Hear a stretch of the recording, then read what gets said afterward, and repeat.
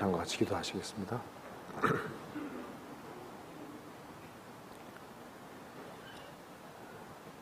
하나님 아버지 감사합니다. 오늘도 저희들을 한자리에 불러 모아주시고 주님께 찬송을 드리며 또 하나님의 말씀을 배울 수 있게 해주신 것을 진심으로 감사합니다. 이 시간 주 성령께서 두루 역사해 주시고 우리의 마음과 생각을 일깨워 주시고 또 이 말씀을 통해서 마음속에 있는 여러 가지 의문들을 제해 주시고 우리의 발걸음을 말씀 위에 굳게 세워 주시옵소서. 하나님의 말씀으로 우리 영혼을 환하게 비춰주시고 저희들로 하여금 진리 가운데로 걸어갈 수 있도록 힘과 지혜와 용기와 능력을 허락해 주옵소서. 그리고 특별히 미주 수양회와 멕시코 선교를 위해서 출국하신 이효한 목사님 또 함께 하시는 모든 분들 주님께서 지켜주시고 도와주시고 주님의 귀한 역사가 나타날 수 있도록 친히 주장해 주시고 도와주시옵소서. 그리고 카메룬에서 선교하는 오세일 목사님 또 한성옥 전사님에게 지혜와 총명을 주시고 또 건강을 지켜주시고 주님께서 앞서 행해 주시고 주의 역사와 능력을 나타내 주옵소서. 또 네팔 선교를 위해서 내일 출국하는 신종철 목사님 또 함께 하시는 모든 분들 주님께서 일일이 함께 해주시고 주의 역사와 능력을 나타내 주시옵소서. 앞으로 있을 하기의 수양에도 주님께서 주장해 주시고 많은 사람들이 구원받는 역사가 이루어질 수 있도록 도와주시고 우리 모두 그 일을 위해서 마음을 모으며 기도하며 준비할 수 있도록 도와주시옵소서. 오늘 모든 시종 주 성령께서 두루 역사해 주시고 우리에게 필요한 말씀을 허락해 주옵소서. 주 예수님 이름 받들어 기도하옵나이다. 아멘. 성경 시편 4편 찾으시겠습니다. 시편 4편 찾으시겠습니다.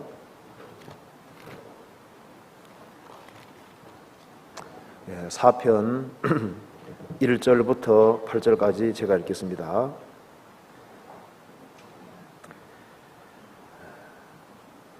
내 의의 하나님이여 내가 부를 때 응답하소서. 곤란 중에 나를 너그럽게 하셨사오니 나를 긍휼히 여기사 나의 기도를 들어줘서.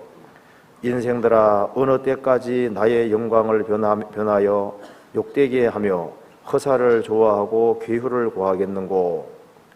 여호와께서 자기를 위하여 경건한 자를 택하신 줄을 너희가 알지어다. 내가 부를 때 여호와께서 들으시리로다. 너희는 떨며 범죄치 말지어다. 자리에 누워 심중에 말하고 잠잠할지어다. 의의 제사를 드리고 여호와를 의뢰할지어다. 여러 사람의 말이 우리에게 선을 보일 자 누구뇨 하오니 여호와여 주의 얼굴을 들어 우리에게 비치소서. 주께서 내 마음에 두신 기쁨은 저희의 곡식과 새 포도주에 풍성할 때보다 더하니이다. 내가 평안히 눕고 자기도 하리니 나를 안전히 거하게 하시는 이는 오직 여호와시니이다. 거기까지입니다. 오늘 여기에 시편 4편을 중심으로 같이 배워보도록 하겠습니다. 시편 4편 1절을 같이 한번 읽어보겠습니다. 내 의의 하나님이여 내가 부를 때 응답하소서. 곤란 중에 나를 너그럽게 하셨사오니 나를 긍휼히 여기사 나의 기도를 들어소서. 거기까지입니다. 여기에 시편 4편은 다윗이 인생 중에 가장 큰 곤란과 어려움이 있을 때 지은 시입니다. 이 시편 3편과 4편은 연결되어 있습니다. 거기에 3편의 1절 앞에 이렇게 되어 있죠. 다윗이 그 아들 압살롬을 피할 때 지은 시 이렇게 되어 있습니다. 그러니까 이게 시편 3편과 4편은 다윗의 아들 압살롬이 뒤에서 아버지도 모르는 사이에 작업을 해서 아버지를 쫓아내고 자기가 왕위를 찬탈한 겁니다. 다윗은 맨발로 기드론 계곡을 기드론 그 시내를 지나서 맨발로 도망갔던 겁니다. 다윗은 인생에서 쓰라린 경험을 많이 했지만은 사울이 다윗을 죽이려고 할 때와 자기 아들 압살롬이 자기를 반역하고 왕위를 차지하고 아버지를 죽이려고 하는 일이 있을 때 인생에서 가장 고통스럽고 쓰라린 때가 바로 이때였을 겁니다. 시편 3편과 4편은 그런 배경을 가지고 있습니다. 이 시편 3편 5절에 이렇게 되어 있죠. 내가 누워 자고 깨었으니 여호와께서 나를 붙드심이로다. 누워 자고 깨었으니 아침에 지으실 겁니다. 근데 4편 8절에 보면 이렇게 되어 있죠. 내가 평안히 눕고 자기도 하리니 나를 안전히 거하게 하시는 이는 오직 여호와시니이다. 밤에 지으실 겁니다. 내가 평안히 눕고 자기도 하리니. 3편에서는 내가 누워 자고 깨었으니 아침에 지은 시로 보입니다. 4편은 이제 밤에 지은 시로 보입니다. 그러니까 이게 3편이 먼저 있고 4편이 그 다음인 것으로 생각이 듭니다. 다윗은 이렇게 생각했을 겁니다. 자신이 왕위를 차지했고 하나님의 도우심으로 왕이 됐던 겁니다. 그리고 이스라엘 나라를 아주 강력하게 통치하고 있었던 겁니다.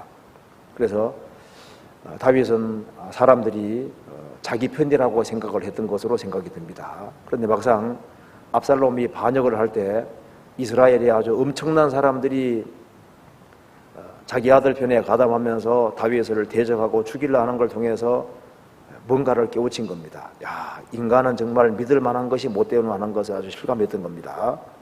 그 3편 1절을 봅시다. 여호와여 나의 대적이 어찌 그리 많은지요 일어나 나를 치는 자가 만소이다.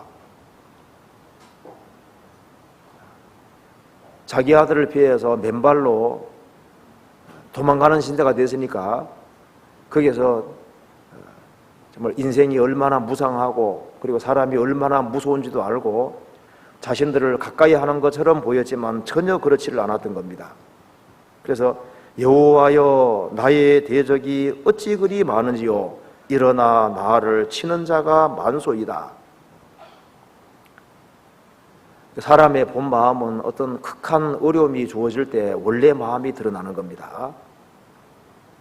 그래서 다윗은 자기의 대적이 너무너무 많다는 걸 알았습니다. 2절에 많은 사람이 있어 나를 가르쳐 말하기를 저는 다윗은 하나님께 도움을 얻지 못한다 하나이다. 이제 다윗은 맨발로 도망가는 신세가 되었으니까요. 기드론 시내를 맨발로 건넜다고 하는 것은 아주 가장 비참하게 됐다는 모습을 그대로 보여주는 겁니다. 그래서 이제 다윗 인생은 끝났다. 다윗은 맨발로 도망가는 신세니까요. 사람들은 다윗 보면 어떻게 생각했을까요? 야, 다윗은 이제 인생 끝났다. 다시는 왕궁에 돌아온다고 하는 것은 이건 불가능한 얘기다. 이렇게 생각을 하면서 다윗의 마음을 더 답답하게 했을 겁니다. 나의 대적이 어찌 그리 많은지요. 자, 이때 마음이 어땠을까요? 이때 마음은 정말 그 답답한 마음, 또 실망하는 마음도 있고 아주 놀라운 마음도 있고 그리고 동시에 또 하나님의 도움을 절실하게 바라는 마음, 아주 여러 마음이 복합적으로 작용을 했을 겁니다. 그래서 이런 곤란 중에 다윗이 이제 마음을 추스려서 이제 3편을 쓰고 4편을 썼던 겁니다. 그러니까 이 시편 3편, 4편은 다윗의 인생에서 가장 그 밑바닥이 있을 때 지으시고 가장 고통 속에서 나온 이야기이기 때문에 이 신앙은 진실한 신앙이라는 것을 알 수가 있는 겁니다. 자, 그 4편을 한번 생각을 해봅시다. 4편 1절을 보시겠습니다. 내 의의 하나님이여 내가 부를 때 응답하소서. 여기에 하나님을 가리켜서 내 의의 하나님이여 이렇게 시작을 했습니다. 나의 의의 하나님이여. 이것을 이제 여러 가지로 번역할 수 있는데 나의 의가 되신 하나님이여 이렇게 번역하면은 나는 의가 없는데 하나님의 의를 통해서 자신이 의롭게 됐다는 것을 상기하는 것이 되는 겁니다. 예레미야서에 여호와 나의 의라 그런 말씀이 있습니다. 내 의의 하나님이여 나의 의가 되신 하나님이여. 다윗은 살인죄를 지었고 간음죄를 지었고 그래서 자신은 하나님의 심판을 받을 운명이라는 걸 확실히 깨우쳤습니다. 그리고 하나님께서 다윗의 길을 통해서 예수 그리스도로 말미암아 자신이 의롭게 될 것도 알았던 겁니다. 그래서 그는 여호와가 자기의 의라는 사실을 확실하게 알고 있었습니다. 그는 복음의 진리를 확실히 깨우쳤기 때문에 1년에 3차 이스라엘 사람들이 대회로 모일 때 그는 의의 기쁜 소식을 전했다고 성경은 말하고 있는 겁니다. 그래서 내 의의 하나님이여 이 말의 첫 번째 뜻은 나의 의가 되신 하나님이여 이렇게 번역할 수 있고, 또 한 가지는 내 의의 하나님이여, 다윗이 의롭게 됐고 지금까지 내가 비록 부족하고 넘어지는 것이 많이 있었지만은 내가 의롭게 살려고 갈망하고 살았고 열심히 살았기 때문에 나의 의를 변호해 주신 하나님이여 그렇게 번역할 수도 있고, 또 나를 의의 길로 인도하신 하나님이여 여러 가지로 번역할 수 있습니다. 그걸 요약하면은 나는 의가 없는데 나의 의가 되신 하나님 이렇게 번역할 수도 있고, 또 다윗이 지금까지 의롭고 바르게 살아온 이것은 또 하나님의 도움으로 되어졌다는 것을 강조하는 말도 될 수 있고, 또 나를 의의 길로 계속 인도하시는 하나님이여 이렇게 여러 가지 말로 번역할 수 있습니다. 어쨌든 여기에는 복합적인 의미를 담고 있을 겁니다. 다윗은 이 가장 곤란한 상황 속에서 하나님을 붙잡고 하나님께 간절하게 기도하고 있습니다. 1절에 내 의의 하나님이여 내가 부를 때 응답하소서. 아마 이때 기도가 제일 간절한 기도였을 겁니다. 사람은 가장 비참한 곳에 떨어질 때 가장 중심에서 나오는 소리가 있게 되는 겁니다. 다윗은 가장 밑바닥인 겁니다. 여기서 하나님께 아주 간절하게 부르짖습니다. 그러면서 그 뒤에 곤란 중에 나를 너그럽게 하셨사오니 나를 긍휼히 여기사 나의 기도를 들어줘서. 곤란 중에 나를 너그럽게 하셨사오니 이 말씀 뜻은 과거의 곤란을 다윗은 많이 겪었다는 겁니다. 곤란을 겪을 때마다 나를 너그럽게 하셨다는 것은 피할 길을 지금까지 계속 주신 하나님이시오니 그런 뜻입니다. 다윗은 이런 가장 비참한 처지 속에서 자기의 과거를 상기하는 겁니다. 내가 어떤 곤란과 어려움이 떨어질 때마다 하나님이 나를 너그럽게 하셨다는 것은 항상 피할 길을 주신 것이 사실이 아닙니까? 그러니 현재도 곤란 중에 있사오니 나를 불쌍히 여기사 다시 넓은 길로 인도해 주십시오 이렇게 기도하고 있습니다. 그러니까 사람은 곤란과 어려움에 처할 때 과거 신앙 경험이 아주 좋은 역할을 하는 겁니다. 곤란 중에 나를 너그럽게 하셨사오니 이 말은 틀림없는 사실입니다. 다윗은 하나님의 기름 부음을 받고 난 이후에 많은 어려움을 통과해 왔지만은 계속적으로 하나님께서 너그럽게 하시고 넓은 길을 계속 주셨던 겁니다. 사무엘상 16장 찾아보시겠습니다. 사무엘상 16장 13절 16장 13절.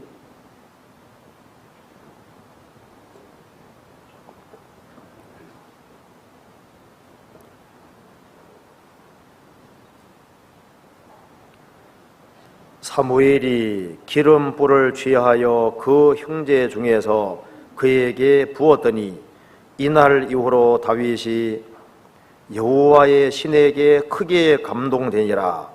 사무엘이 떠나서 라마로 가니라. 하나님께서 사무엘을 통해서 이 다윗에게 기름을 부은 겁니다. 다윗은 하나님의 택함 받은 사람이 되고 성신에 아주 크게 감동이 됐습니다. 그리고 다윗은 이제 신앙의 생활 속에서 하나님의 도움을 계속적으로 경험해 왔습니다.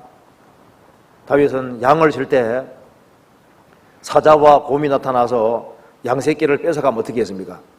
쫓아가서 곰과 싸우고 사자와 싸워서 양새끼를 끄집어낸 그런 경험이 있고, 하나님이 사자와 곰에게서 자신을 지켜준 그런 경험이 있습니다. 또한 그는 골리앗과 싸웠습니다. 거기에서도 하나님께서 다윗을 도와준 것을 경험을 했습니다. 그런데 다윗이 골리앗을 쳐 죽인 그런 사건이 있고 난 이후에 이스라엘 여인들이 노래하면서 사울의 죽인 자는 천천히요 다윗의 죽인 자는 만만히로다, 그 말을 왕 사울이 들은 겁니다. 사울이 들으니까 기분이 안 좋잖아요. 아니, 왕인 나에게는 천천 돌리고 다윗에게는 만만을 돌리네. 그럼 나중에 다윗이 차지할 것은 왕위밖에 뭐 더 있겠나, 이렇게 생각하면서 사울이 하나님에게 그 마음을 고정시키지 아니하고 눈을 들어서 다윗을 뚫어지게 본 겁니다. 시기 질투하는 눈으로 본 겁니다. 그때부터 다윗 인생은 꼬이기 시작한 겁니다. 한번 찾아봅시다. 사무엘상 18장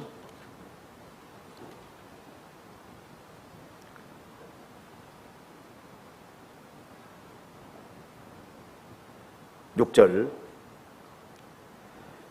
무리가 돌아올 때 곧 다윗이 블레셋 사람을 죽이고 돌아올 때 여인들이 이스라엘 모든 성에서 나와서 노래하며 춤추며 소고와 경쇠를 가지고 왕 사울을 환영하는데 여인들이 뛰놀며 창과하여 가로되 사울의 죽인 자는 천천히요 다윗은 만만히로다 한지라.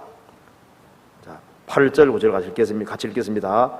사울이 이 말에 불쾌하여 심히 노하여 가로되 다윗에게는 만만을 돌리고 내게는 천천만 돌리니 그에 더 얻을 것이 나라밖에 무엇이냐 하고 그날 후로 사울이 다윗을 주목하였더라.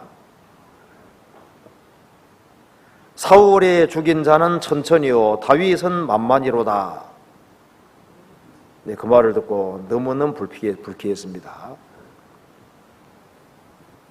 그러니까 여기 봤을 때 사울의 마음이 높아진 겁니다. 불쾌해서 심히 노하여, 그 말에 너무너무 노했습니다. 그래서 이 일이 있고 난 이후에 사울이 다윗을 주목하였더라. 주목하는 게 어떤 주목입니까? 시기 질투하는 눈으로 다 본 거예요.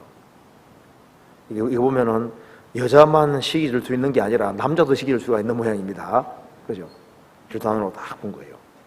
자, 그러면은 결국은 자신이 잘못하면은 왕위를 잃게 된다는 생각이 들어가니까 속에 이제 시기, 질투, 미운 마음이 들어가니까 이제는 죽이고자 하는 마음이 생기는 겁니다. 그래서 큰 창을 가지고서 다윗을 죽이려고 창을 던졌는데 피한 거예요. 하나님이 피하게 해주신 겁니다. 왜냐하면 사울은 용사고 창을 잘 던지는 사람입니다. 근데 하나님이 피하게 해주신 거예요.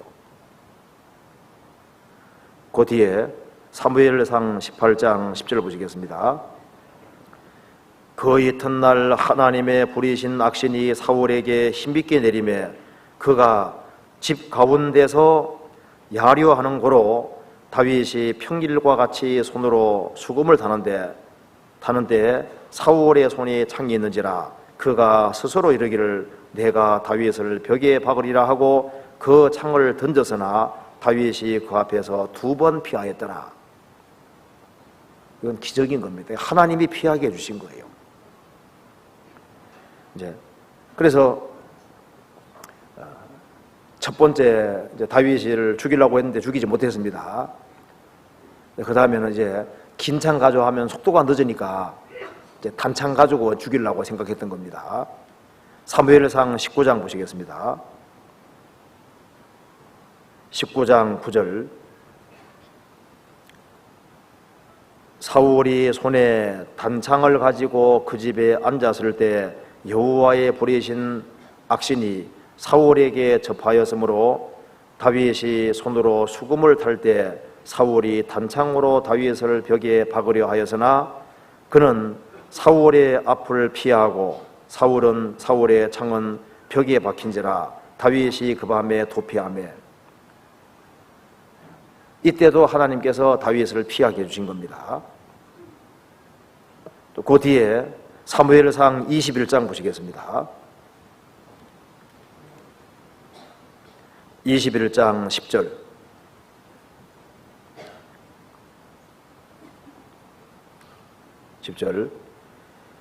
그날에 다윗이 사울을 두려워하여 일어나 도망하여 가드왕 아기스에게로 가니 아기스의 신하들이 아기스에게 고하되 이는 그 땅의 왕 다윗이 아니니까 무리가 춤추며 이 사람의 일을 창화하여 가로되 사울의 죽인 자는 천천히요 다윗은 만만히로다 하지 아니하였나이까 한지라. 다윗이 이 말을 그 마음에 두고 가드왕 아기스를 심히 두려워하여 그들이 앞에서 그 행동을 변하여 미친 채 하고 대문짝에 그저거리며 침을 수염에 흘리매 아기스가 그 신하에게 이르되 너희도 보거니와 이 사람이 미치광이로다. 어찌하여 그를 내게로 데려왔느냐. 내게 미치광이가 부족하여서 너희가 이 자를 데려다가 내 앞에서 미친 짓을 하게 하느냐. 이 자가 어찌 내 집에 들어오겠느냐 하니라. 이거 보면 다윗이 연기도 잘했던 것 같죠? 쇼를 잘한 것 같아요. 연기를 잘했습니다. 기적적으로 이게 죽을 상황에서 기적적으로 건진받았습니다. 그래 이게 죽어야 되는데 그때 아주 기질을 발휘해서 기적적으로 살아났죠. 이 내용을 배경으로 하는 시편이 바로 시편 56편 찾아봅시다. 시편 56편입니다. 찾아봅시다. 시편 56편.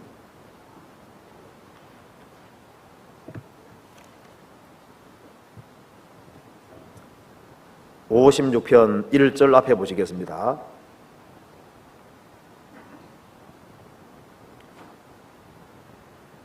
다윗의 믹담시 영장으로 요낫 일렘 르호김에 맞춘 노래. 다윗이 가드에서 블레셋인에게 잡힌 때 극적으로 죽음에서 건진받고 난 이후에 이 시편을 쓰게 된 겁니다. 그러면서 이렇게 얘기를 했습니다. 8절에 같이 읽어봅시다.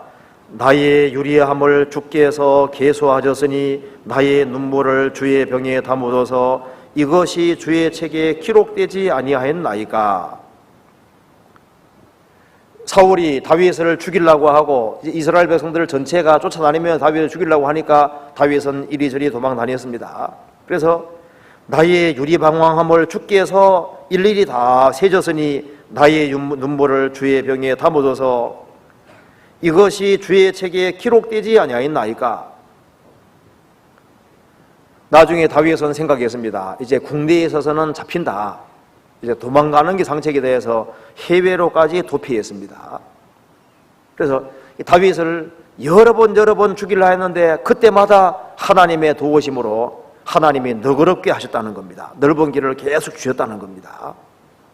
그래서 하나님께서 다윗이 어려움을 겪을 때마다 아주 극적인 위기 순간에마다 하나님이 피하게 해주시고 길을 계속 열어주신 것을 지금 상기하고 있는 겁니다. 사람이 어떤 어려움에 봉착할 때 다윗과 똑같이 자기의 과거를 돌이켜볼 필요가 있습니다. 곤란 중에 나를 너그럽게 하지 않았습니까? 다윗이 완전히 고뇌에 몰려서 꼼짝없이 죽어야 될 상황, 그때 블레셋이 쳐들어와서 다윗을 잡기 직전에 딱 사울과 다윗이 멀어지게 되잖아요. 그런 사건도 있습니다. 그러니까 다윗은 지금 이렇게 가장 큰 곤란 중에서 자기 과거를 상기해 보는 겁니다. 상기해 보니까 이때도 도와주시고 이때도 도와주시고 이때도 도와주시고 지금까지 도와주신 것이 사실이 아니냐 그 말입니다. 그럼 인생에서 가장 어두운 시기, 아들이 자기를 반역하고 이제 맨발로 도망가는 신세가 되었습니다. 이제 기드론 시내를 지나는 겁니다. 성경에서 봅시다. 사무엘하 15장 봅시다.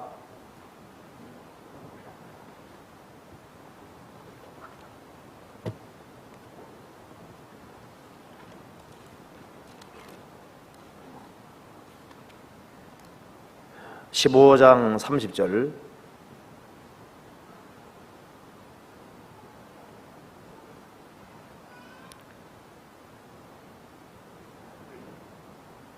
다윗이 감람산 길로 올라갈 때 머리를 가리우고 맨발로 울며 행하고 저와 함께 가는 백성들도 각각 그 머리를 가리우고 울며 올라가니라. 왕위를 찬탈당하고 이제 맨발로 도망가는 시대가 되었습니다. 그러니까 다윗이 울며 갔다고 했는데 이때 마음이 어땠을까요? 이 아들이 배반했다고 하는 그 생각과 여러 가지 마음과 생각이 교차됐겠죠. 울며 행하고, 다윗은 용사입니다. 장군이고, 그리고 얼마나 전쟁을 많이 수행한 사람입니까? 근데 맨발로 울며 올라갔다고 되어 있죠. 그래가지고 이건 이때 왕위가 다 찬달당함으로써 다윗은 자신이 지금까지 이루고 한 것이 한순간에 다 날아가는 걸 아주 실제로 본 겁니다. 그래서 어마어마한 것을 본 거예요. 시편 39편 찾아봅시다. 이것도 지금 그 내용을 배경으로 하고 있습니다.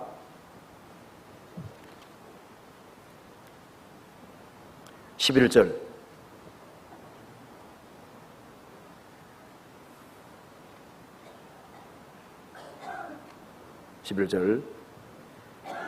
주께서 죄악을 견책하사 사람을 징계하실 때 그 영화를 좀먹음같이 소멸하게 하시니 참으로 각 사람은 허사뿐이니이다. 주께서 죄악을 견책하사 사람을 징계하실 때, 다윗은 살인죄와 간음죄를 지은 적이 있습니다. 거기에 대한 징계로, 죄는 용서받았지만 그 징계로 압살롬의 반역을 당한 겁니다. 그래서 징계하실 때 그 영광을 좀먹음같이 소멸하게 하시니 참으로 각 사람은 허사뿐입니다. 다윗의 영광이 한순간에 그냥 샥 날아가 버린 거예요. 그래서 아주 인생이 아주 무상한 걸 느낀 겁니다. 다윗은 맨발로 기드론 강을 건넜다고 성경에 기록이 되어 있는데요. 기드론 강은 예루살렘 성 밖에 흐르는 강입니다. 이 강은 이스라엘에서 가장 이제 더러운 강이라고 이렇게 얘기를 합니다. 성전에서 이제 짐승들을 잡으면은 짐승들을 청소할 때 그 피가 전부 다 이 기드론 강으로 흐른다는 거예요. 그래서 이 기드론 강은 보통 사람은 건너지를 않습니다.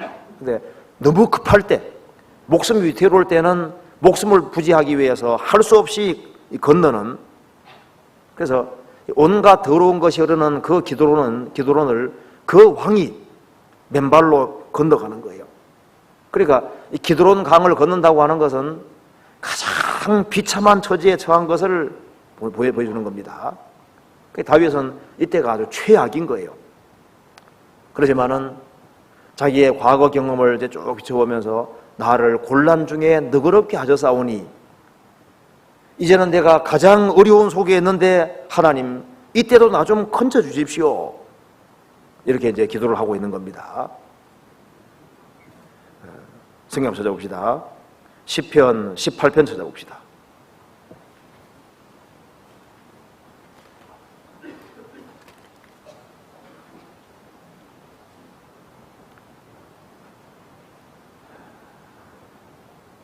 (19절)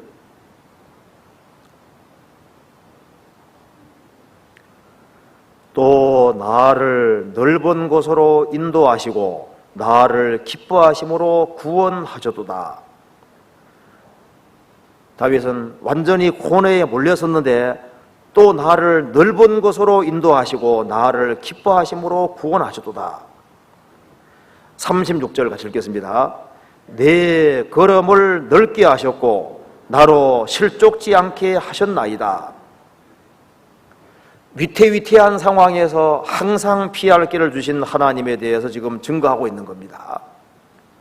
인생의 고뇌와 인생이 아주 기로에 섰을 때 그때도 주님께서 너그럽게 하시고 넓은 길로 계속 인도하셨다는 것을 말하고 있는 겁니다.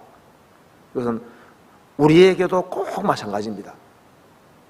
우리도 인생을 살아가는 가운데 다윗같이는 못해도 나름대로 크고 작은 어려움들을 겪게 되는 겁니다. 내가 지금 가장 큰 곤란 중에 있다면은 과거를 생각해 봐야 됩니다. 내가 태어나서 지금까지 어떻게 구원받고 어떻게 주님 인도를 받았는지 생각했을 때 이때도 주님이 도와주셨고 이런 상황 속에 도와주셨고 이런 상황에 도와주셨는데 지금은 내 인생에서 가장 큰 곤란과 어려움 중에 있는데 이때도 도와줄 것을 믿을 수 있는 겁니다. 그래서 시편 4편 다시 봅시다. 4편에 4편 1절입니다. 내 의의 하나님이여 내가 부를 때 응답하소서. 곤란 중에 나를 너그럽게 하셨사오니. 자, 과거 경험 들어서 말하고 있습니다. 곤란 중에 나를 너그럽게 하셨사오니 넓은 길로 인도해 주시고 피할 길을 주시고 위태한 상황 속에서도 항상 극적으로 어려움을 헤쳐나가게 하셨사오니 이제도 나를 불쌍히 여기사 나의 기도를 들어소서. 이렇게 기도하고 있습니다. 그러면서 이런 기도하는 속에서 마음속에 뭘 느끼고 있습니까? 하나님은 이번에도 도와주신다. 이번에도 하나님은 나를 건져주실 것이다. 그런 확신이 있습니다. 왜냐하면 시편 3편에서 하나님께 기도하는 가운데 하나님이 응답하시고 하나님이 자기와 함께 한다는 그 확신이 있었던 겁니다. 3편 3절 보시겠습니다. 여호와여 주는 나의 방패시오 나의 영광이시오 나의 머리를 드시는 자니이다. 내가 나의 목소리로 여호와께 부르짖으니 그 성산에서 응답하시는도다. 내가 누워 자고 깨었으니 여호와께서 나를 붙드심이로다. 천만인이 나를 둘러치려 하여도 나는 두려워 아니하리이다. 3편 4편은 연결되어 있는 기도입니다. 그러니까 사람들은 말하기를 다윗 인생은 끝이 났다, 하나님께 도움받지 못한다, 이렇게 할 때 다윗은 하나님이 자신과 함께 하시고 하나님이 응답하시고 하나님이 손으로 붙잡고 있는 것을 알고 있습니다. 그렇기 때문에 하나님이 함께 하신다는 걸 알기 때문에 이제 더 많은 사람 천만인이 나를 둘러치려 하여도 나는 두려워하지 아니하리이다. 그러니까 이번에도 도와줄 것을 믿었고 결국은 다시 왕위에 올라갔잖아요. 해결됐습니다. 그러니까 다윗은 이런 확신이 있기 때문에 이제 인생들을 향해서 지금 말하고 있는 겁니다. 다윗을 대적하는 사람들을 향해서 이렇게 말하고 있습니다. 4장 2절 인생들아 어느 때까지 나의 영광을 변화하여 욕되게 하며 허사를 좋아하고 괴후를 구하겠는고. 인생들아, 여기 인생들아가 누굽니까? 다윗을 대적하는 사람들을 가리켜 지금 말하고 있는 겁니다. 인생들아 어느 때까지 나의 영광을 변하여 욕되게 하며, 다윗은 경건한 사람이었습니다. 하나님께 기름 부음 받은 사람이고, 다윗을 통해서 메시아가 온다는 약속까지 받은 사람이었습니다. 아브라함은 믿음으로 구원받은 대표, 다윗은 주변 나라 정복하고 통일 왕국을 이룬 승리한 대표잖아요.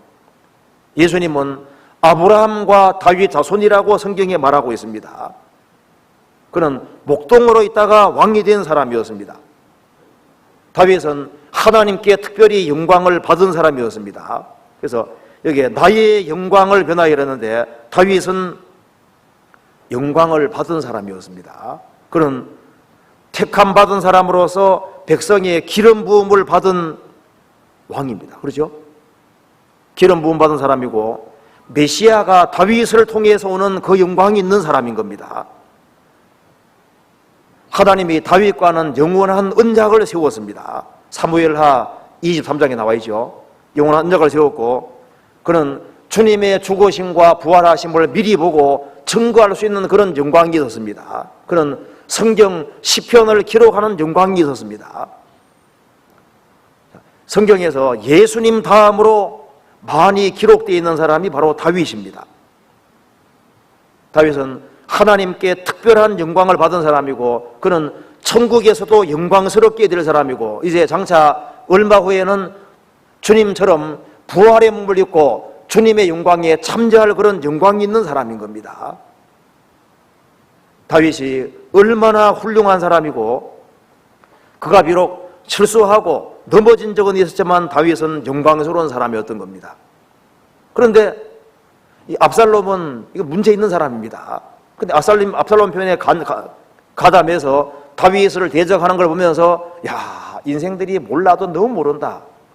저렇게 모를 수가 있나? 하나님이 다윗을 통해서 역사를 이루고 통일 왕국을 이루고 하나님이 다윗 통해서 일하는 걸 다 봤습니다. 그럼에도 불구하고 다윗을 대적하는 것을 보면서 다윗은 이런 말을 하고 있는 겁니다. 인생들아, 어느 때까지 정신 차리라, 그 말이죠. 나의 영광을 변화 욕되게 하느냐?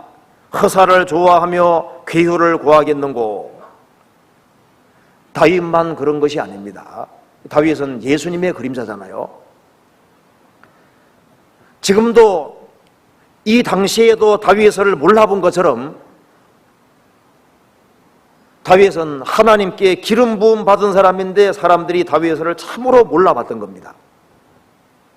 하나님께 영광을 받은 다윗을 대적했다는 것이 뭘 가리키는 겁니까? 다윗은 예수 그리스도의 그림자입니다. 하나님께서 육체로 오신 예수, 죽으시고 부활하신 예수 그리스도, 그분은 하나님의 아들이신데 많은 사람들이 예수 그리스도를 알아보지 못하고 그리스도를 대적하고 그리스도의 영광을 변해서 욕되게 하고 예수님을 우습게 생각하고 예수님을 대적하고 예수님을 미워하는 그런 사람들이 있는 겁니다. 다윗을 대적하는 것은 헛된 일이었습니다. 그런데 지금도 예수 그리스도를 대적하는 일이 얼마나 헛된 것인데 그것을 알지 못하고 계속적으로 대적하는 사람들이 있는 겁니다. 또한 주님은 교회의 머리이시고 교회는 그리스도의 몸입니다. 교회는 주님의 영광을 받은 곳이잖아요. 주의 영광이 충만한 곳이 교회입니다. 주님이 세우신 교회가 있고 주님이 교회를 통해서 주의 역사와 능력을 나타내시고 주의 영광 나타내시고 주님께 영광 받은 곳이 교회인데, 아직까지도 사람들은 교회가 무엇인지를 모르고 교회를 대적하고 교회의 영광을 변해서 욕되게 하고 헛된 것을 좋아하고 대적하는 그런 부류의 사람이 있는 겁니다. 그리고 모든 진실한 거듭난 성도들, 구원받은 한 사람 한 사람들은 다 어떤 사람들입니까? 주님의 영광을 받은 사람들입니다. 모든 사람이 죄를 범하였음에 하나님의 영광이 이르지 못하더니 모든 사람이 죄를 지었고 하나님 영광이 이르지 못했습니다. 그렇지만은 은혜로 말미암아 구원받은 사람은 하나님의 영광을 바라고 즐거워할 수 있는 사람이 된 거예요. 우리는 장차 어마어마한 영광, 하나님의 아들이 되는 영광, 그리스도의 신부가 되는 영광이 있는 사람들인 겁니다. 구원받은 한 사람 한 사람이 얼마나 큰 영광을 받은 사람인데, 그 그리스도인들을 알아보지 못하고 그리스도인의 영광을 변해서 욕되게 하고 그리스도인들을 만만하게 생각하고 그리스도를 대적하는 사람들이 있습니다. 어떤 남편은 아내가 구원받았다는 이유 때문에 그 아내를 그렇게 핍박하고 미워하는 겁니다. 그 영광을 변해서 욕되게 하려고 하는 겁니다. 그게 전부 다 헛된 일이고 주님을 대적하는 일인 겁니다. 또 그것만큼 거짓된 것은 없는데 그것을 모르고 있다는 거예요. 성경 로마서 3장 찾아보시겠습니다.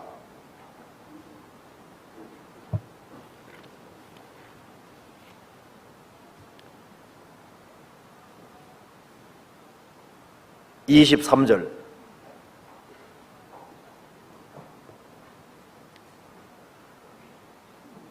모든 사람이 죄를 범하였음에 하나님의 영광에 이르지 못하더니 그리스도 예수 안에 있는 구속으로 말미암아 하나님의 은혜로 값없이 의롭다 하심을 얻은 자 되었느니라.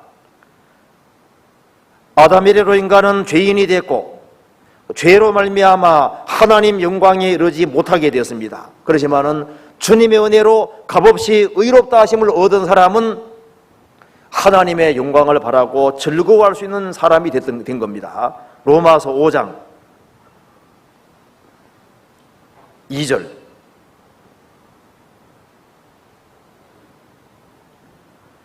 다만 이뿐 아니라 우리가 환난 중에도 즐거워하나니 이는 환난은 인내를, 여기서요 2절 봅시다. 2절 같이 읽어봅시다. 또한 그로 말미암아 우리가 믿음으로 서 있는 이 은혜에 들어감을 얻었으며 하나님의 영광을 바라고 즐거워하느니라. 믿음으로 은혜에 들어가서 은혜 위에 버티고 서 있는 사람, 은혜 가운데 정말 들어온 사람은 하나님의 영광을 바라고 즐거워하느니라. 그리스도인들은 하나님의 영광이 구하는 천국에 들어가게 됩니다. 그리스도의 형상을 입게 되고 하나님의 아들이고 그리스도의 신부라는 영광이 있는 겁니다. 하나님께서는 교회에 영광을 주셨고 구원받은 한 사람 한 사람에게 영광을 다 주시는 겁니다. 요한복음 17장 보시겠습니다.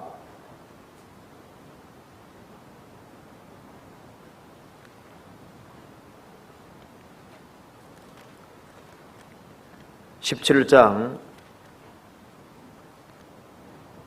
22절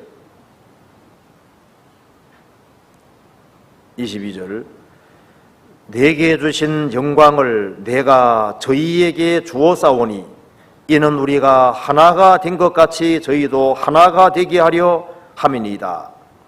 내게 주신 영광을 내가 저희에게 주었사오니, 구원받은 우리 교회에게 주님이 영광을 주셨고 또 구원받은 한 사람 한 사람에게도 영광을 주신 겁니다. 그래서 생각건대 현재의 고난은 장차 우리에게 나타날 영광과 좋게 비교할 수 없도다. 우리가 잠시 받는 환난에 경한 것이 지극히 크고 영원한 영광에 중한 것을 이루게 함이니, 그리스도인들은 영광을 받은 사람입니다. 다윗이 하나님의 영광을 받은 사람이고 모든 구원받은 한 사람 한 사람은 하나님 영광을 받은 사람입니다. 다윗만 왕이 아닙니다. 예수님은 만왕의 왕이시고 구원받은 한 사람 한 사람은 왕입니다. 우리는 왕 같은 제사장들인 거예요. 시편 다시 한번 찾아봅시다. 4편에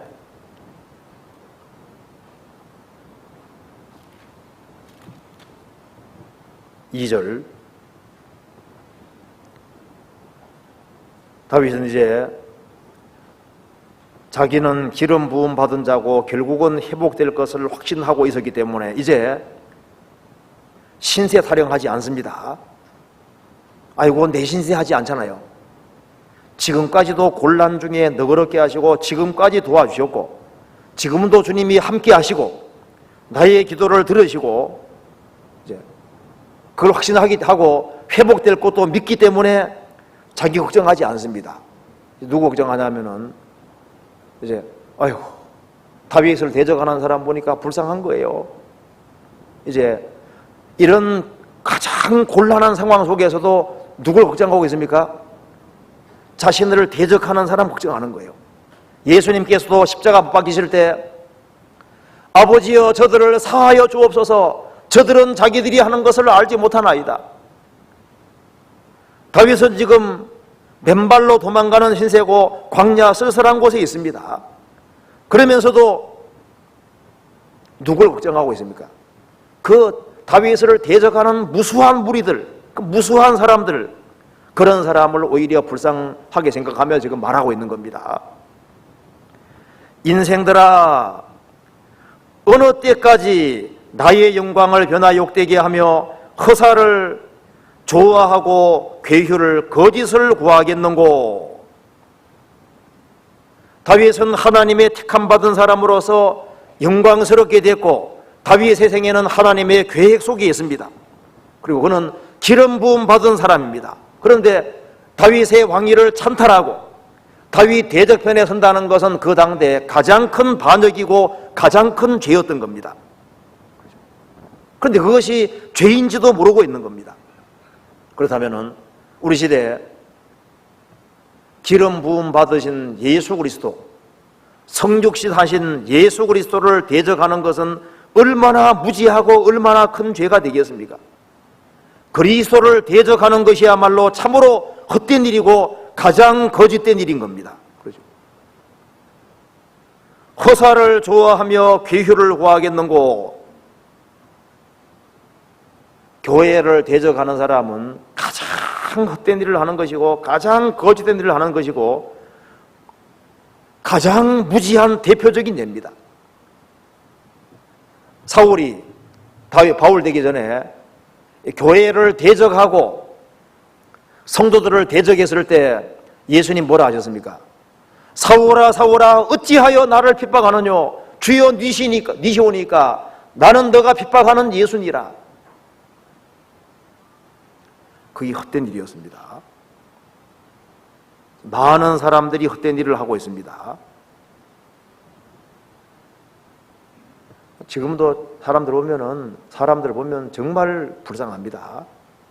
몰라도 그렇게 모를 수가 없어요. 어쩌면 그렇게 무지한지 모릅니다. 그래서 다윗은 그걸 실감했기 때문에 허사를 좋아하고 괴휴를 구하겠는고. 세상에 헛된 일이 많이 있죠. 어떤 사람 얘기하기를 직장이 무엇입니까? 무슨 일을 하십니까? 하니까 예, 저는 하수구에 들어가는 일을 하고 있습니다. 나중에 알고 보니까 화장품 회사에 다니고 있습니다. 화장품 아침에 바르면 저녁에 어떻게 됩니까? 싹 씻으면 다 어디로 갑니까? 하수구. 내가 하는 일은 다 하수구 들어가는 일을 합니다.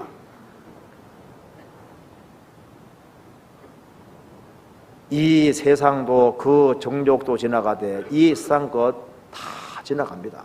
세상에서 무엇을 이루겠든지 간에 그건 다 없어지는 거예요.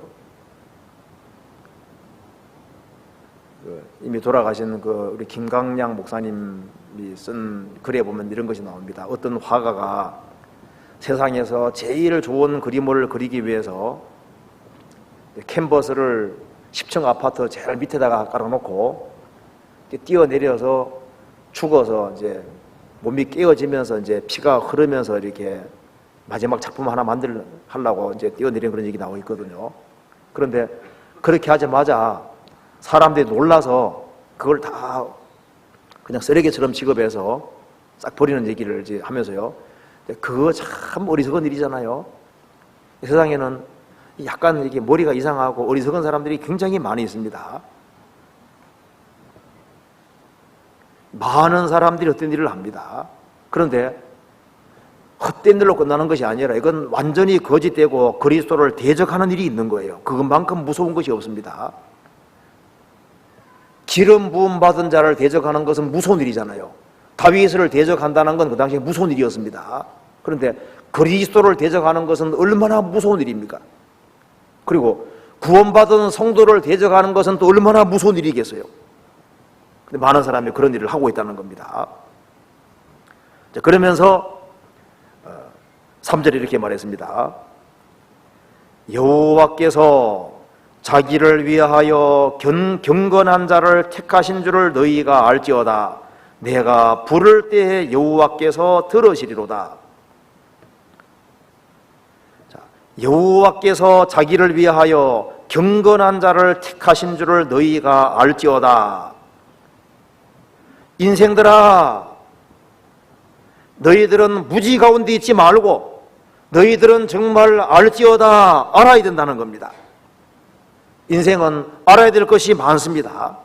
자신은 인생뿐이라는 것도 알아야 되고 창조주가 계시다는 것도 알아야 되고 하나님의 목적과 계획도 알아야 됩니다. 알아야 될 것이 많이 있습니다. 그런데 이 다윗 당시에는 정말 무엇을 알아야 될까요? 다윗이 하나님의 기름 부음 받은 사람이고 경건한 사람이라는 걸 알아야 되고 다윗을 통해서 하나님이 어떤 계획을, 하나님의 역사를 이루고 있다는 사실을 그 당시에 알아야 된다는 것은 자명한 것이었습니다.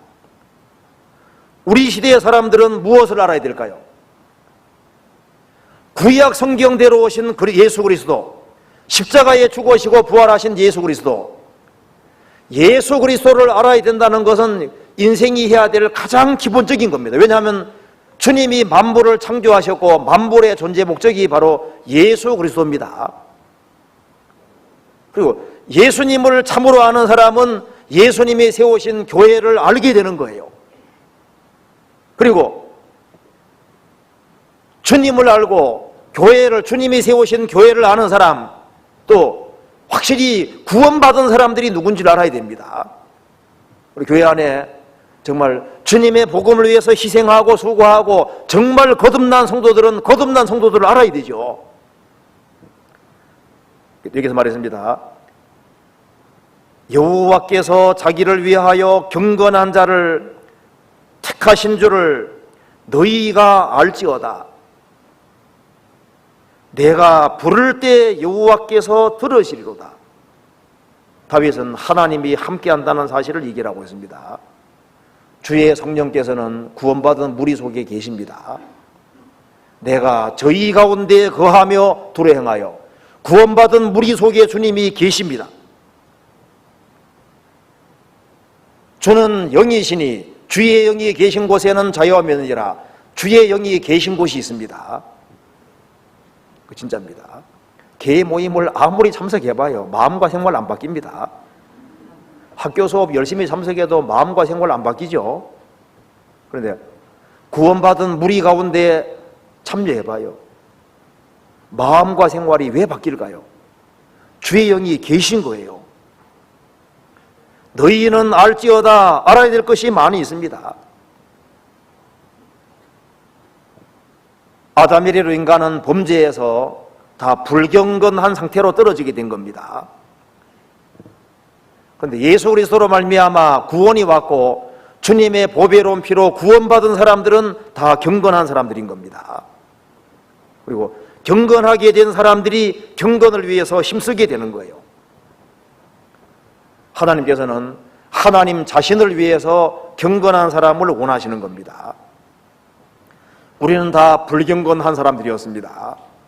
그런데 주님은 경건치 않은 사람들을 위해 죽으셨고 피를 흘리셨고 주님 피로 값주고 사신 바 된 사람들은 경건한 자가 된 겁니다. 하나님께서는 경건한 사람의 기도를 들으십니다.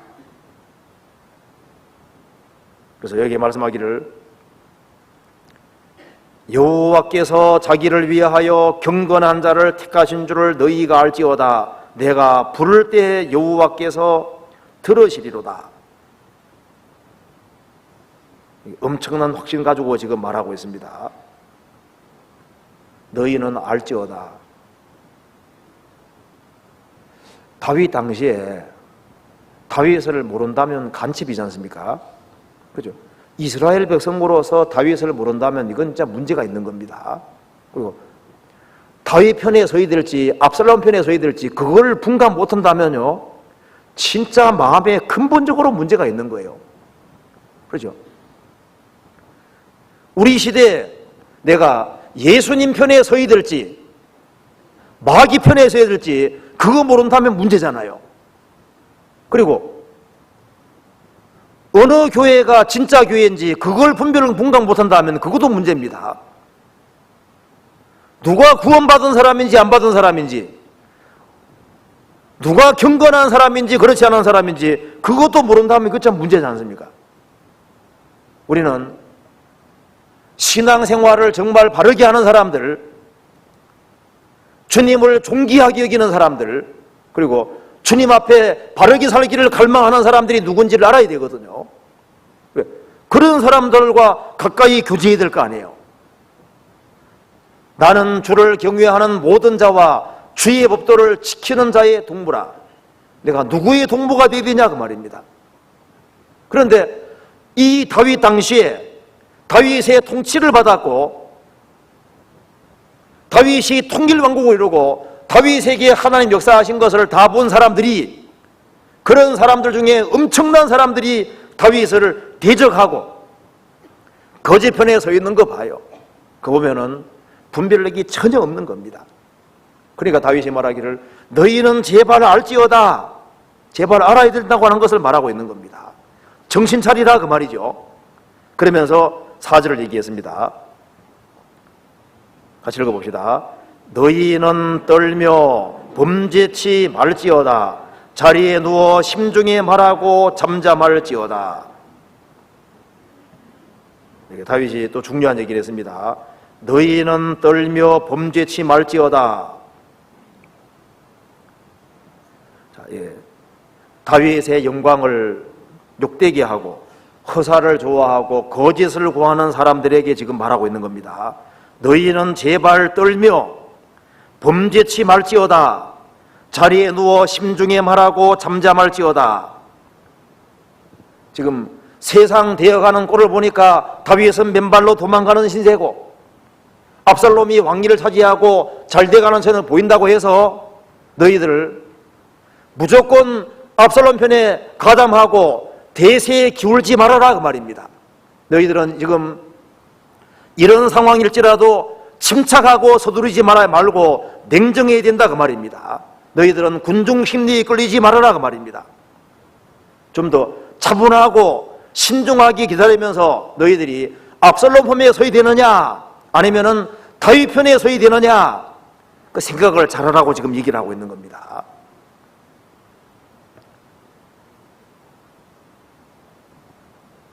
사람이 흥분 가운데 있으면 판단력이 흐려집니다. 군중 심리에 끌리면 판단이 흐려지는 거예요. 성경에서는 다수를 따르지 말라고 했습니다. 다수가 옳은 것이 아니에요. 자, 압살롬은 아주 풍채도 아주 멋있게 생겼고 아주 준수한 사람입니다. 그 속은 완전 거짓인 거예요. 다윗은 지금 맨발로 도망가는 시대입니다. 쓸쓸한 광야에 있고 왕궁에 있지 않습니다. 그렇지만 마음을 차분히 가라앉히면은 누가 하나님의 기름 부음 받은 사람인지, 그리고 하나님 역사가 어떻게 나타나는지 그것을 차분하면 볼 수 있는 겁니다. 제가 한번 글을 읽어드리겠습니다. 스펄전이 이제 이 부분을 얘기한 거 읽어드리겠습니다. 서둘러 허둥대는 죄인들아, 그곳에서 멈추어 서라. 마지막 발걸음을 움직이기 전에 그곳에 서라. 너의 침실로 들어가 너의 행한 길을 상고해보라. 침대에 누워 교훈을 받고 밤의 적막함 중에 책망을 받으라. 내 영혼을 쓰레기처럼 버리지 말라. 너 이성의 소리를 들어보라. 이 요란한 세상을 잠시 떠나 내 불쌍한 영혼의 소리를 들어보라. 내 운명이 영원한 파멸에 처해지기 전에 너 자신의 운명을 생각해 보아라. 다윗을 끝까지 대적하는 편에 서면은 그건 치명적이 되는 겁니다. 그래서 너희는 떨며 범죄치 말지어다. 경건한 사람을 대적하면 안 된다는 걸 지금 말하고 있습니다. 자리에 누워 심중에 말하고 잠잠할지어다. 좀 침착해져라 말. 잠잠하고 마음을 차분히 가라앉히면은 아차 속았구나,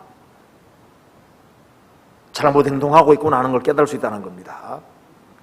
소극적으로 범죄치 말라고 하면서 적극적으로 이제 권하고 있습니다. 5절에 의의 제사를 드리고 여호와를 의리할지어다. 소극적으로는 떨며 범죄치 말 뿐 아니라 이제 적극적으로 의의 제사를 드리고 여호와를 의리하고 기대를 지어다. 여기 왜 의의 제사라고 강조했냐면은 압살롬은 하나님을 섬기는 것처럼 보였습니다. 근데 그는 거짓 제사를 드리고 있었던 거예요. 압살롬 말했습니다. 나는 하나님께 서운한 일이 있습니다. 근데 그건 하나님을 이용하는 것 뿐이었습니다. 속은 완전히 거짓이었던 겁니다. 그래서 너희들은 의의 제사를 드리고 여호와를 의리할지어다. 의의 제사가 뭘까요? 지금 살아계신 하나님 앞에서 바른 관계를 갖고 하나님 앞에서 바르게 행하는 것이 의의 제사입니다. 기름 부은 자 편에 속해서 기름 부은 자를 돕는 일을 하고 그것이 주님 앞에 바르게 행하는 것이었습니다. 신약시대에는 어떻게 하는 것이 의의 제사를 드리고 여호와를 의리하는 것일까요?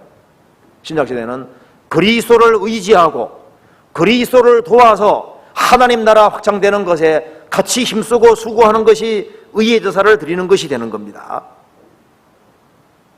그래서 의의 제사를 드리고 여호와를 의리할지어다. 6절은 같이 읽읍시다. 여러 사람의 말이 우리에게 선을 보일 자 누구냐 하오니 여호와여 주의 얼굴을 들어 우리에게 비추소서.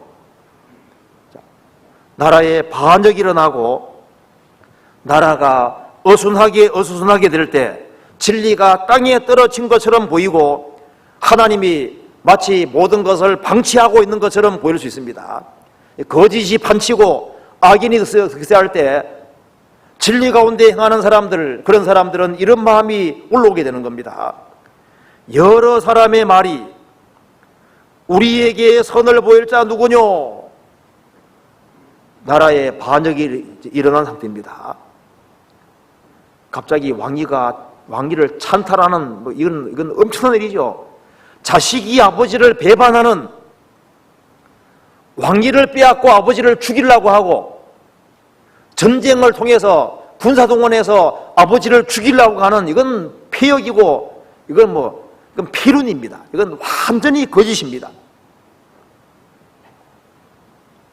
그런데 이런 엄청난 일이 벌어졌음에도 불구하고 또 너무나도 많은 사람이 압살롬 편에 가담해서 대적하는 이런 걸 보면서 도대체 세상에 진리라는 게 있느냐? 선이라는 것이 있느냐? 이런 말이 나오게 되는 겁니다. 모든 기초가 와르르 무너질 때 이런 말이 나오게 되는 겁니다.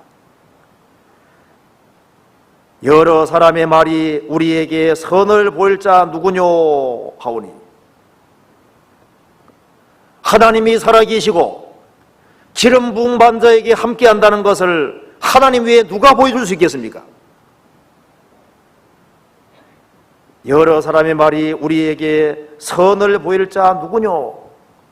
세상에 참된 선이라는 것이 있느냐? 참으로 진리라는 것이 있느냐? 이런 말이 나오게 되는 겁니다. 이런 말을 하오니 여호와여 주의 얼굴을 들어 우리에게 비추소서. 주님이 얼굴을 들어서 우리에게 비치시고 주님이 다시 정의를 세워주시고 나라를 다시 평온한 상태로 만들어주시면은 세상에는 진리가 있고 선이 있고 선하신 하나님이 계시다는 것을 세상 사람들이 볼 수 있게 된다는 겁니다. 우리에게 선을 보일 자 누구뇨?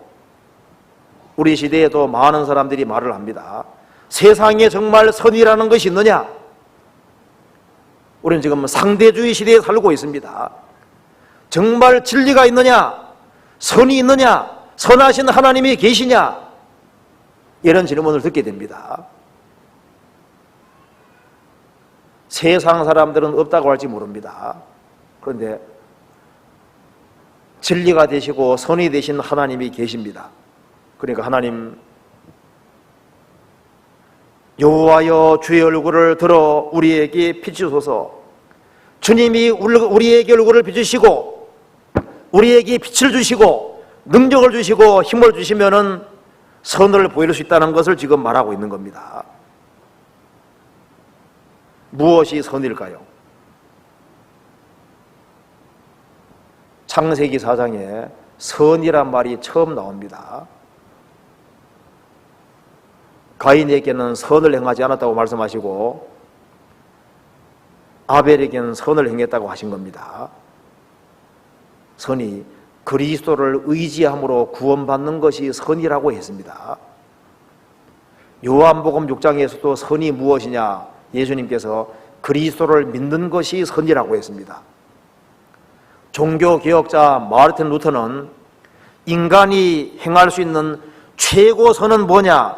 모든 선 중에 최고의 가장 중요한 선은 그리스도를 믿고 구원받는 것이라고 얘기를 했습니다. 그렇죠? 그리고 구원을 받아야만 바르게 살 수 있는 거예요. 너희는 세상의 소금이니 너희는 세상의 빛이니. 사람이 진짜 구원을 받으면은 소금이기 때문에 소금 역할을 하고 빛이기 때문에 빛 역할을 할 수 있는 겁니다.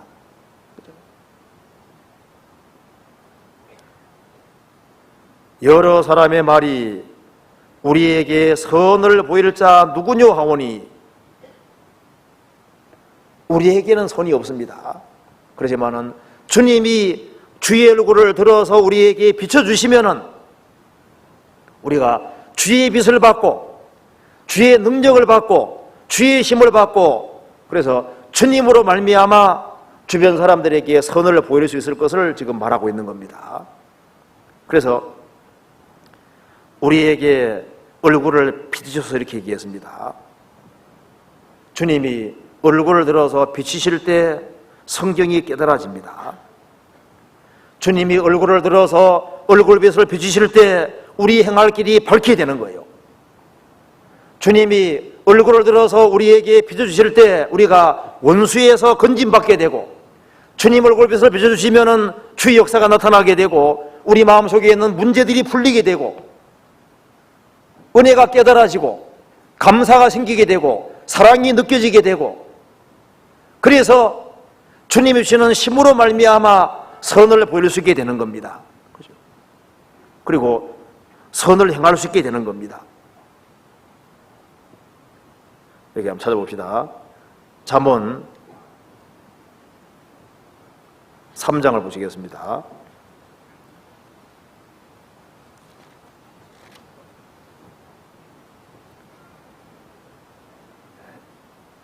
27절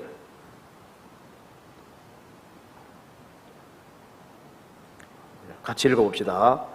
내 손이 선을 베풀 힘이 있거든 마땅히 받을 자에게 베풀기를 아끼지 말며 됐습니다. 여기 보면은 너의 손이 선 베풀 힘이 있거든 마땅히 받을 자에게 베풀기를 아끼지 말며. 구원을 받은 사람에게는 주님 비춰주신 빛이 있습니다. 그래서 우리가 주님의 빛을 받을 때 영혼 속에 구원이 이루어졌습니다. 주님 비춰주실 때 우리 마음속에 은혜가 깨달아지고 사랑이 깨달아지고 빛을 비추실 때 마음속에 문제가 해결되고 주님이 마음에 빛을 비춰주시면 우리 영혼이 밝아지게 되고 할 일이 무엇인지를 알게 된다 그 말입니다. 그렇지만 우리 속에도 육신이 있기 때문에 우리에게 적극적으로 선을 행하고자 하는 마음이 있는 동시에 그걸 또 거부하는 마음도 있습니다. 그런데 마땅히 도움을 받을 자에게는 베풀기를 아끼지 말아라. 우리가 우리 가까운 데부터 착한 일을 하기 시작하면 주님이 점점 착한 일을 더 할 수 있도록 만들어주시고 나중에는 더 많은 선을 행할 수 있게 만들어주시고 그래서 많은 사람들이 그것을 볼 수 있게 해주시는 겁니다. 어떤 사람이 이제 해외 선교사가 되기 원합니다. D.L. 무디에게 어떤 사람 말합니다. 저는 선교사가 되고 싶습니다. 그래요. 그러면 당신 주변 사람들은 어떻게 했습니까? 주변 사람들에게는 전도를 안 해봤습니다. 주변 사람에게도 전도 안 해본 사람이 무슨 해외 선교사 되려고 하느냐? 가까운 데부터 먼저, 가까운 데부터. 자기 가까운 데부터 선을 행하는 사람은 주님이 점점 더 선을 행할 수 있는 길을 열어주시고, 그래서 그것이 확장돼 가지고 멀리까지 가는 겁니다. 우리나라 우리 교회에서도 해외 선교를 가는 사람들, 이런 분들은 그냥 즉흥적인 기분으로 가는 것이 아닙니다. 주님의 생명 받고 선을 행하는 것이 지속성이 있고, 그렇게 하다가 마음이 넓어져서 인생을 완전히 멀리까지 던지는 거지 않습니까? 우리에게 선을 보일 자 누구뇨? 우리 교회에서 지금 선교사들이 점점 많아지고 있습니다. 복음을 위해서 인생을 그 나라에 완전히 묻는 거예요. 거기에서 사람들이 주의 선을 보는 겁니다. 이 다윗 당시에도 우리에게 선을 보일 자 누구뇨 하오니 주의 얼굴을 들어 우리에게 비추어서, 다윗에게 주님이 함께 하시고 하니까 다윗은 다시 왕위에 복귀가 되고, 그래서 많은 사람들이 다시 주의 선을 보게 되고 주의 진리를 보게 되고, 그래서 다시 사람들이 주님 품에 돌아오는 이런 일들이 있게 된 겁니다. 그렇잖아요. 시편 4편 다시 봅시다.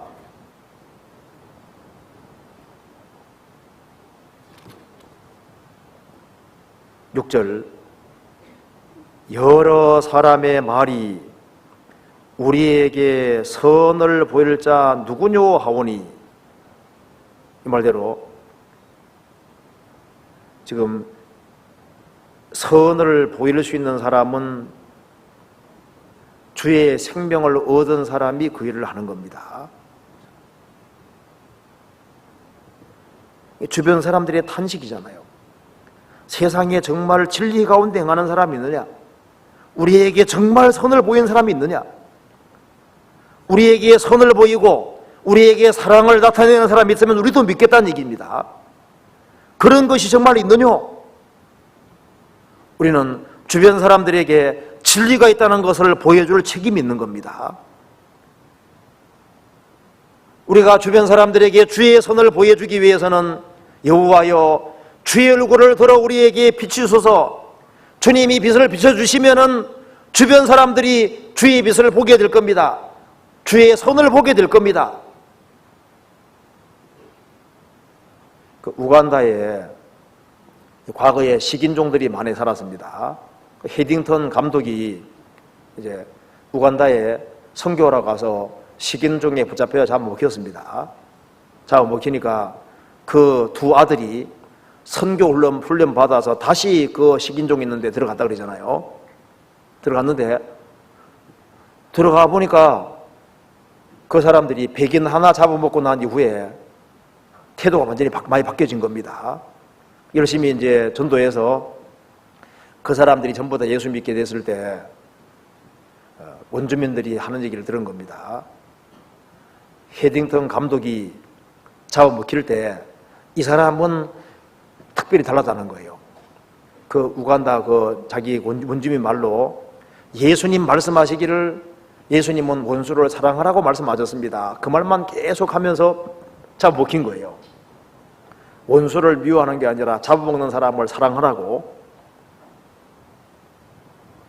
지금까지 잡아먹은 봤을 때 서로 안 죽으려고 하고 막 온갖 욕을 하고 이렇게 하는데 이 사람만은 나를 다 잡아주시 하면서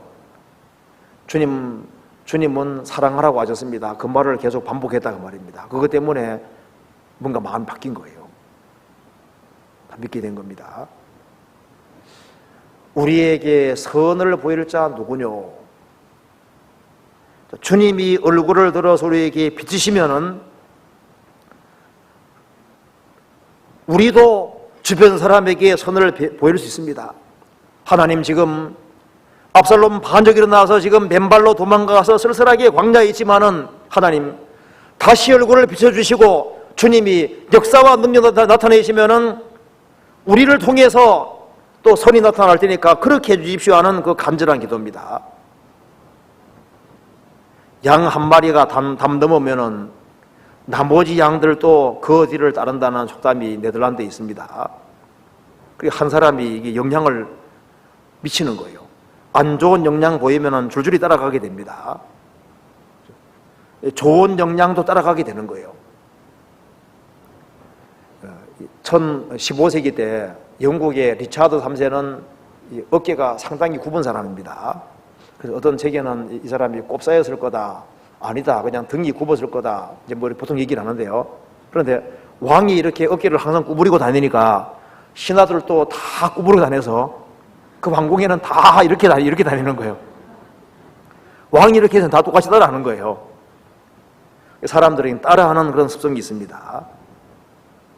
그래서 우리 중에서 누군가가 정말 진리 가운데 주님 빛을 받아서 진리 가운데 선을 행하며 살면은 또 다른 사람이 그대로 담게 되는 겁니다. 그러면서 이렇게 다윗이 이제 이런 얘기를 합니다. 이런 곤란한 상황 속에서 놀라운 간증을 합니다. 7절. 한번 같이 읽어봅시다. 주께서 내 마음에 두신 기쁨은 저희의 곡식과 새 포도주에 풍성할 때보다 더하니이다. 여기에 아주 중요한 문구가 나와 있습니다. 주께서 내 마음에 두신 기쁨은 다윗에게 있는 것이죠. 구원받은 사람 속에 그리스도가 있습니다. 그리스도인 속에도 보배가 있습니다. 마음에 하나님 법이 기록되어 있습니다.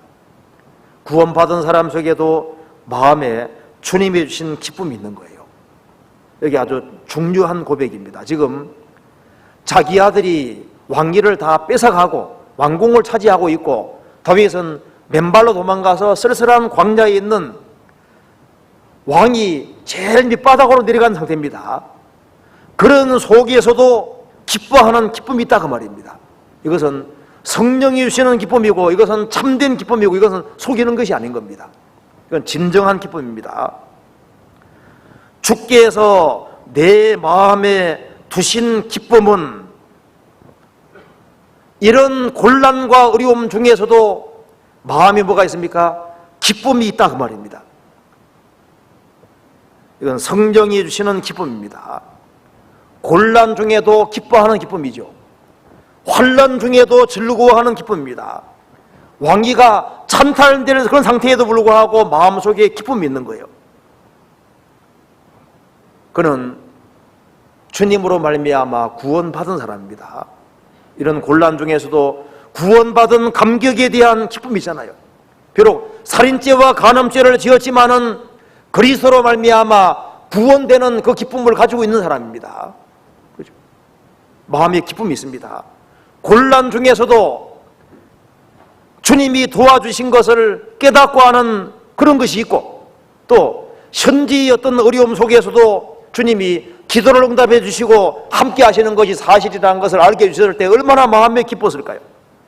그리고 잠시 고통을 지나면은 나중에 회복될 거라는 것도 믿고 말씀으로 믿고 있습니다. 이런 곤란 중에도 성령의 감동으로 시편을 이게 성령의 지금 감동이 있는 겁니다. 성령의 감동으로 이 시를 쓰는 거 봐요. 이런 곤란 중에도 성령의 감동을 위한 기쁨이 있습니다. 말씀이 깨달아지는 기쁨을 가지고 있잖아요. 이 기쁨은 저희의 곡식과 새 포도주에 풍성할 때보다 더하니이다. 주님이 주시는 기쁨은 이 세상 것이 주는 기쁨과는 비교할 수 없는 기쁨입니다. 추수를 마치고 많은 곡식들이 거두어질 때, 새 포도주가 풍성하게 주어질 때 얼마나 그 마음에 기쁨이 있겠습니까? 그런데 그런 기쁨보다 더하니이다. 세상에 주는 기쁨과는 완전히 차원 다른 기쁨을 여기에 가지고 있는 겁니다. 내 평안을 너희에게 끼쳐노니 나의 평안을 너희에게 주노라. 내가 주는 것은 세상과 같지 아니하니라. 세상과 같지 아니하는 기쁨과 즐거움이 있습니다. 그리스도인들은 환난 앞에서도 즐거워 기뻐할 수 있는 그런 기쁨이 있습니다. 제가 글을 하나 읽어드리겠습니다. 이 빌리 브레이라는 사람이 1794년에서 1868년까지 살았던 사람인데요. 이 빌리 브레이는 여러 지역을 이제 순회하면서 설교했던 전도자입니다. 구원받기 전에 엄청 아주 심한 죄를 많이 짓고 살다가 구원받고 거듭난 이후에 복음을 전하기 시작해서 큰 집회는 인도하지 못했지만 꾸준히 선교를 하고 전도를 한 사람입니다. 그가 가는 곳마다 사람을 그리스도께로 인도했다는 겁니다. 그런데 빌리 브레이는 자기를 비판하는 사람들에 대해서 이렇게 말을 했다는 겁니다. 그들은 나를 보고 미친 사람이라고 말한다. 그러나 그들이 의미하는 바는 내가 기쁜 사람이라는 뜻이다. 미친 사람이라는 것은 그리스도께 미친 사람이다. 미친 사람이라는 이퀄 기뻐하는 사람이라는 뜻이다. 나는 길을 걸어갈 때마다 한쪽 발은 영광이라고 말하고 또 한쪽 발은 아멘이라고 화답하는 것 같은 느낌을 받는다. 그는 정말 그리스도로 기뻐하며 살았습니다. 그래서 브레이 아내가 죽었을 때 그는 거실에서 춤을 추면서 이렇게 외쳤다는 겁니다. 나의 아내 조이에이는 빛나는 영광을 지닌 자들에게 갔도다. 찬란한 천사들과 함께 거하니 영광이 있으리라. 이제 지금 당장 이별은 아쉽지만은 아내가 하나님의 생명을 얻은 사람이고 그리고 영광이 충만한 천국에 들어가 있으니 이 날이 정말 기쁜 날이 아니라 하면서 기뻐했다는 겁니다. 그리고 여기에 본 헤퍼라는 사람 글도 좀 읽어드리겠습니다. 히틀러가 통치할 때 히틀러에게 반대했던 사람입니다. 본 헤퍼가 독일 신학자 본 헤퍼가 이제 감옥에 오랫동안 갇혀 있었는데요. 1945년 4월 8일 주일 아침에 처형당했습니다. 2명의 간수가 자기 감옥 문을 두드리고 들어옵니다. 그리고 말하기를 마지막 시간이 되었습니다. 이렇게 말하니까 같이 지냈던 동료들이 본네포를 보면서 눈물을 흘립니다. 그렇지만 그는 한 채의 요동함도 없이 자리에 일어나서 빙그레 웃으면서 이렇게 말하는 겁니다. 여러분들 기뻐하십시오. 오늘은 내 생의 최대의 날입니다.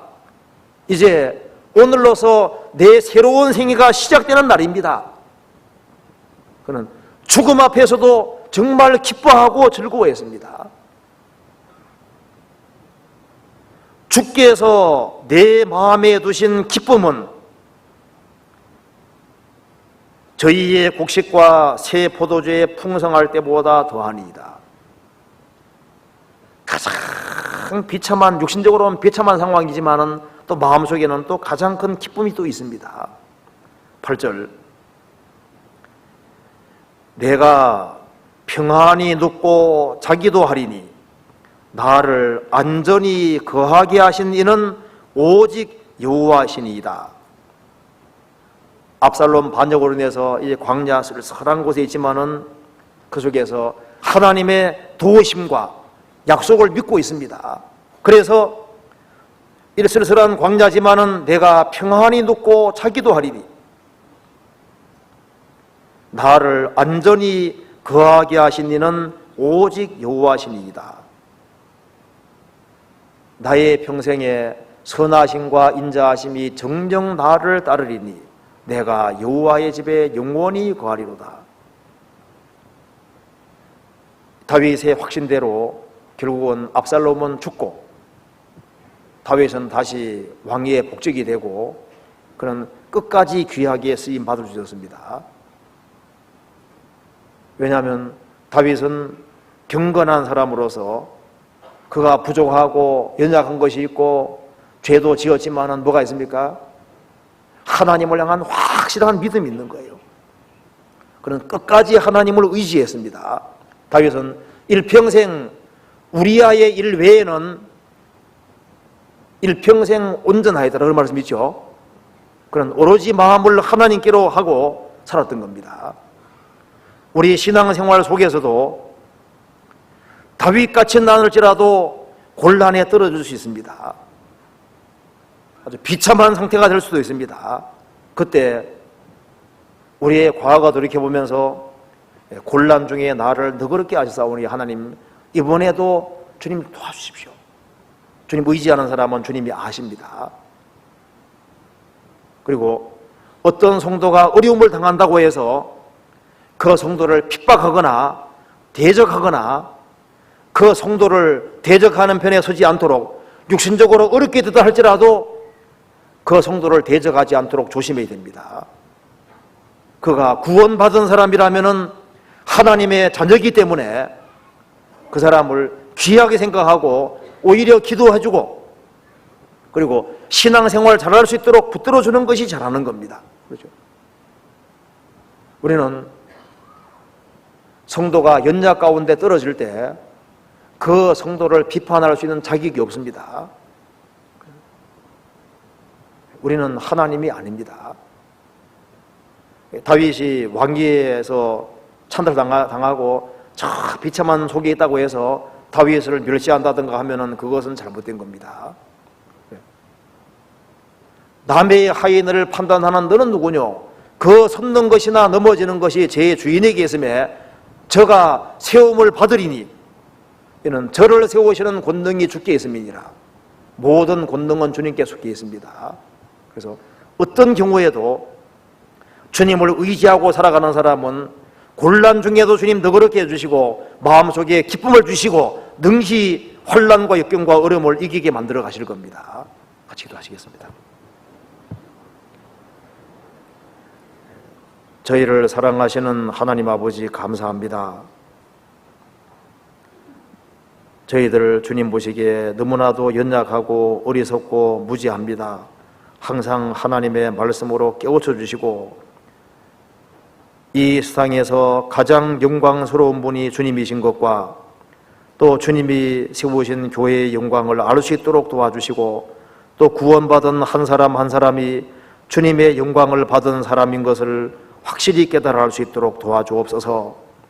그리고 어떤 환난과 역경과 어려움 속에서도 주님을 의지하는 담대한 믿음을 허락해 주시고 또 환난과 어려움 속에서도 주님이 주시는 기쁨으로 능히 모든 것을 이겨나갈 수 있도록 도와주시옵소서. 주의 약속을 믿고 행할 수 있도록 도와주시옵소서. 그리고 해외에서 선교하는 그 모든 손길들에 앞서 행해 주시고 도와주시옵소서. 가정마다 지켜주시고 주의 역사와 능력을 나타내 주옵소서. 앞으로 있을 학위 수양에 준비하는 모든 손길에도 함께해 주시고 도와주시옵소서. 우리 나머지 모든 생에 주님의 거룩한 말씀으로 다스려 주옵소서. 주 예수님 이름 받들어 기도하옵나이다. 아멘.